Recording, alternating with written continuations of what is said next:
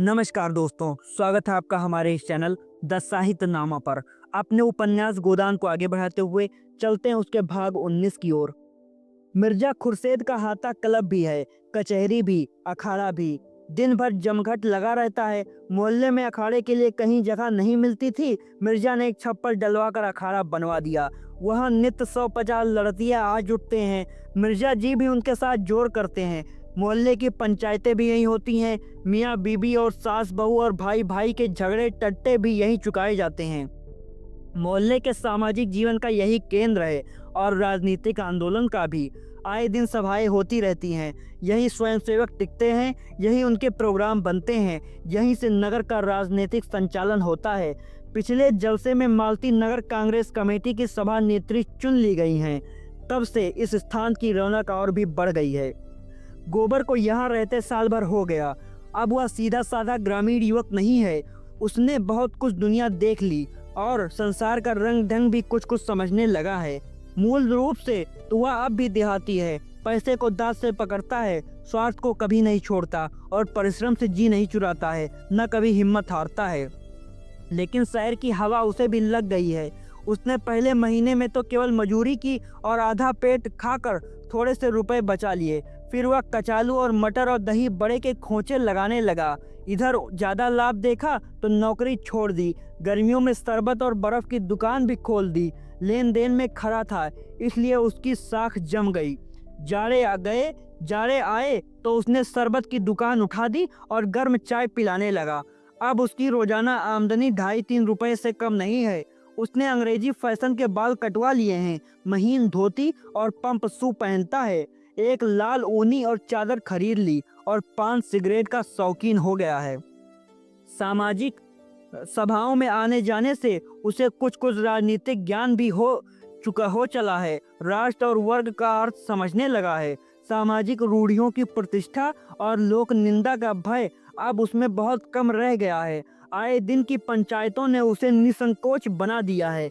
जिस बात के पीछे वह यहाँ घर से दूर मुँह छिपाए पड़ा हुआ है, उसी तरह की बल्कि उससे भी निंदास्पद बातें यहाँ नित्य हुआ करती हैं और कोई भागता नहीं। फिर वही क्यों इतना डरे और मुंह चुराए। इतने दिनों में उसने एक पैसा भी घर नहीं भेजा। वह माता पिता को रुपए पैसे के मामले में इतना चतुर नहीं समझता। वे लोग तो रुपए पाते ही आकाश में उड़ने लगेंगे। दादा को तो तुरंत गया करने की और अम्मा को गहने बनवाने की धुन सवार हो जाएगी। ऐसे व्यर्थ के कामों के लिए उसके पास रुपए नहीं है। अब वह छोटा मोटा महाजन है। पड़ोस के एक्के वालों, गाड़ी वालों और धोबियों को सूद पर रुपए उधार देता है। इस 10-11 महीने में ही उसने अपनी मेहनत और किफ़ायत और पुरुषार्थ से अपना स्थान बना लिया है और अब दुनिया को यही लाकर रखने की बात सोच रहा है। तीसरे पहर का समय है। वह सड़क के नल पर नहा कर आया है और शाम के लिए आलू उबाल रहा है कि मिर्जा खुर्शेद आकर द्वार पर खड़े हो गए। गोबर अब उनका नौकर नहीं है, पर अदब उसी तरह करता है और उसके लिए जान देने को तैयार रहता है। द्वार पर जाकर पूछा, क्या हुक्म है सरकार? मिर्जा ने खड़े खड़े कहा, तुम्हारे पास कुछ रुपए हों तो दे दो। आज 3 दिन से बोतल खाली पड़ी हुई है, जी बहुत बेचैन हो रहा है। गोबर ने इसके पहले भी 2-3 बार मिर्जा जी को रुपए दिए थे, पर अब तक वसूल न सका था। तकाजा करते डरता था और मिर्जा जी रुपए लेकर देना न जानते थे। उनके हाथ में रुपए टिकते ही ना थे। इधर आए उधर गायब। या तो ना कह सका मैं रुपए न दूंगा या मेरे पास रुपए नहीं है।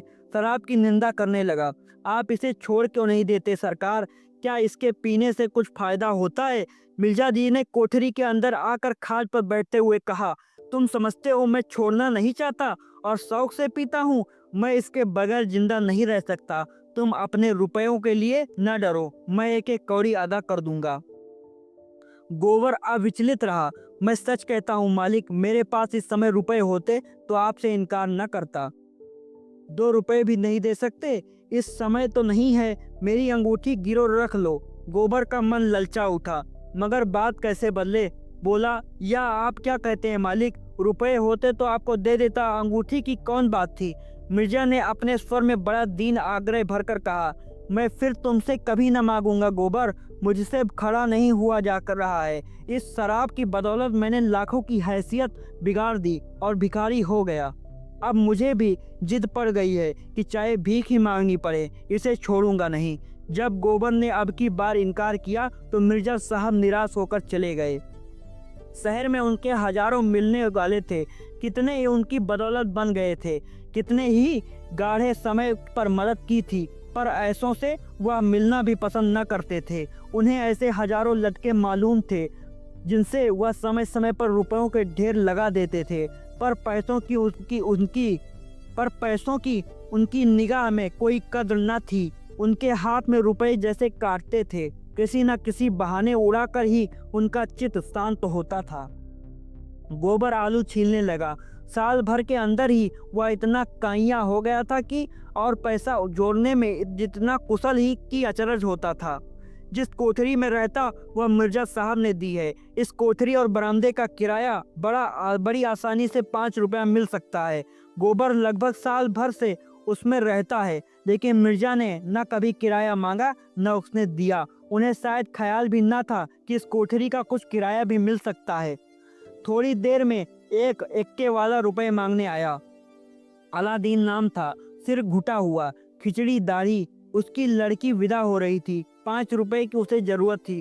गोबर ने उसे 1 आना रुपए सूद पर दे दिए। अलादीन ने धन्यवाद देते हुए कहा, भैया अब बाल बच्चों को बुला लो, कब तक हाथ से ठोंकते रहोगे। गोबर ने शहर के खर्च का रोना रोया। थोड़ी आमदनी में गृहस्थी कैसे चलेगी। अलादीन बीड़ी जलाता हुआ बोला, खर्च अल्लाह देगा भैया, सोचो कितना आराम मिलेगा। मैं तो कहता हूँ जितना तुम अकेले खर्च करते हो उसी में गृहस्थी चल जाएगी। औरत के हाथ में बड़ी बरकत होती है। खुदा कसम, जब मैं अकेला यहाँ रहता था तो चाहे कितना ही कमाऊं, खा पी सब बराबर। बीड़ी तंबाकू को भी पैसा न रहता, उस पर हैरानी। थके मांदे आओ तो घोड़े को खिलाओ और टहलाओ। फिर नानबाई की दुकान पर दौड़ी, नाक में दम आ गया।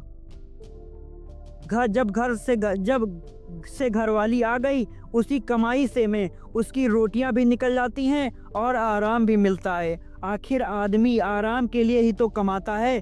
जब जान खपा कर ही का आराम न मिले तो जिंदगी ही गारत हो गई। मैं तो कहता हूँ तुम्हारी कमाई बढ़ जाएगी भैया। जितनी देर में आलू और मटर उबालते हो उतनी देर में 2-4 प्याले चाय पिए बेच लोगे। अब चाय 12 मास चलती है। रात को लेटोगे तो घरवाली पांव दबाएगी, सारी थकान मिट जाएगी। यह बात गोबर के मन में बैठ गई। जी उचाट हो गया। अब तो वह झुनिया को लाकर ही रहेगा।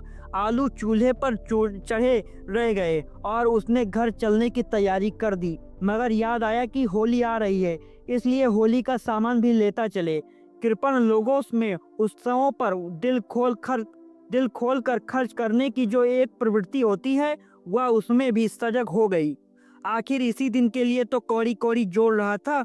वह माँ, बहनों और झुनिया सबके लिए एक एक जोड़ी साड़ी ले जाएगा। होरी के लिए एक धोती और एक चादर, सोना के लिए तेल की शीशी ले जाएगा और एक जोड़ा चप्पल, रूपा के लिए एक जापानी गुड़िया और झुनिया के लिए एक पिटारी जिसमें तेल, सिंदूर और आईना होगा। बच्चे के लिए टॉप और फ्रॉक जो बाजार में बना बनाया मिलता है। उसने रुपए निकाले और बाजार चला। दोपहर तक सारी चीजें आ गई, बिस्तर भी बंधा गया। मोहल्ले वालों को खबर हो गई गोबर घर जा रहा है। कई मर्द औरतें उसे विदा करने आए। गोबर ने उन्हें अपना घर सौंपते हुए कहा, तुम्हीं लोगों पर छोड़े जाता हूँ, भगवान ने चाहा तो होली के दूसरे दिन लौटूंगा। एक युवती ने मुस्कुराकर कहा, मेरिया को बिना लिए ना आना, नहीं घर में न घुसने पाओगे। दूसरी प्रौढ़ा ने शिक्षा दी, हाँ और क्या, बहुत दिनों तक चूल्हा फूंक चुके, ठिकाने से रोटी तो मिलेगी। गोबर ने सबको राम राम किया। हिंदू भी थे, मुसलमान भी थे, सभी में मित्र भाव था। सब एक दूसरे के दुख दर्द के साथी थे। रोजा रखने वाले रोजा रखते थे, एकादशी रखने वाले एकादशी। कभी कभी विनोद भाव से एक दूसरे पर छींटे भी उड़ा लेते थे। गोबर अलादीन की नमाज को उठा बैठी कहता। अलादीन पीपल के नीचे स्थापित सैकड़ों छोटे बड़े शिवलिंगों को बटखरे बनाता, लेकिन सांप्रदायिक द्वेष का नाम भी न था। गोबर घर जा रहा है, सब उसे हंसी खुशी विदा करना चाहते हैं। इतने में बूढ़े इक्का लेकर आया। अभी दिन भर का धावा मार भर कर आया था, खबर मिली गोबर जा रहा है। वैसे ही इक्का इधर फेर दिया। घोड़े ने आपत्ति की, उसे कई चाबुक लगाए। गोबर ने इक्के पर सामान रखा। इक्का बढ़ा, पहुंचाने वाली गली के मोड़ तक पहुंचाने आए। तब गोबर ने सबको राम राम किया और इक्के पर बैठ गया। सड़क पर इक्का सर पर दौड़ा जा रहा था। गोबर घर जाने की खुशी में मस्त था, बूढ़े उसे घर पहुंचाने की खुशी में मस्त था। और घोड़ा था पानीदार, उड़ा चला जा रहा था। बात की बात में स्टेशन आ गया। गोबर ने प्रसन्न होकर 1 रुपया कमर से निकालकर भूरे की तरफ बढ़ाकर कहा, लो, घर वालों के लिए मिठाई लेते जाना। भूरे ने कृतज्ञता भरे तिरस्कार से उसकी ओर देखा। तुम मुझे गैर समझते हो भैया। एक दिन जरा इक्के पर बैठ गए तो मैं तुमसे इनाम लूंगा। जहां तुम्हारा पसीना गिरे वहां खून गिराने को तैयार हूँ। इतना छोटा दिल नहीं पाया है। और ले भी लूं तो घरवाली मुझे जीता न छोड़ेगी। गोबर ने फिर कुछ न कहा। लज्जित होकर अपना असबाब उतारा और टिकट लेने चल दिया। तो दोस्तों, यह था भाग 19 गोदान उपन्यास का। अब मिलते हैं अगले भाग में, भाग 20 में। धन्यवाद दोस्तों।